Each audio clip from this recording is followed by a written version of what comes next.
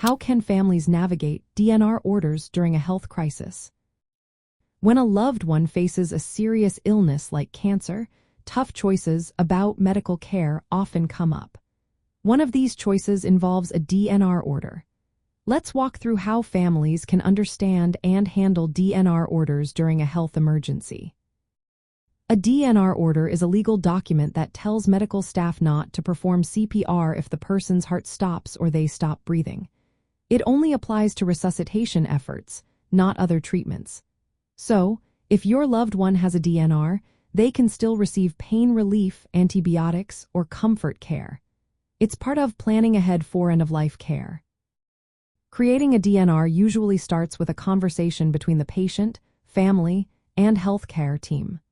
The doctor explains what CPR involves, how successful it might be, and what recovery could look like, especially with advanced cancer. The patient's wishes are central, but family members may need to help communicate if the patient can't speak for themselves. Once a decision is made, the doctor writes the DNR order in the medical record.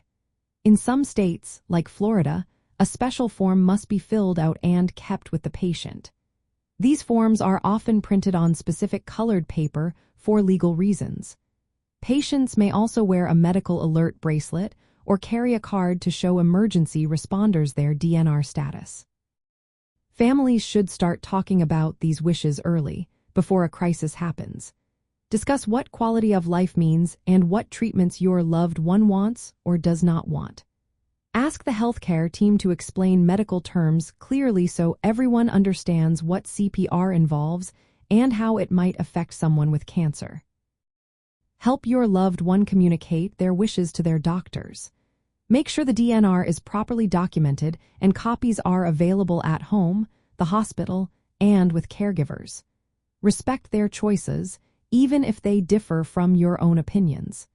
The goal is to honor their wishes and ensure they receive care aligned with their values. If your loved one cannot speak and there is no advance directive, family members may need to decide based on what they believe the patient would want.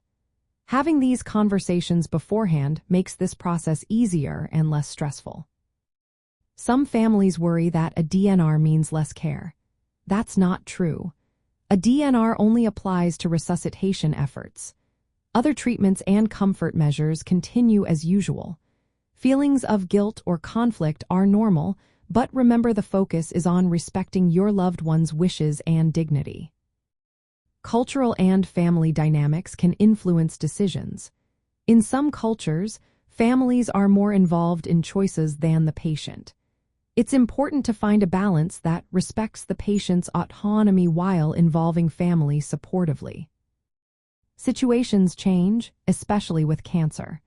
Review the care plan regularly, especially if the condition worsens or improves. Make sure the DNR still reflects your loved one's current wishes. In a health crisis, it's vital to have the DNR ready and inform emergency personnel immediately. Keep the document in a visible place at home, like on the refrigerator, and tell responders about it when they arrive. Supporting your family through these decisions can be emotionally challenging. Reach out to healthcare providers, social workers, or counselors for help. They can guide you through medical choices and help you cope with stress. Remember, a DNR order is about making sure your loved one's care matches what they want, especially at the end of life. Open conversations and working closely with healthcare professionals help ensure their wishes are respected and honored.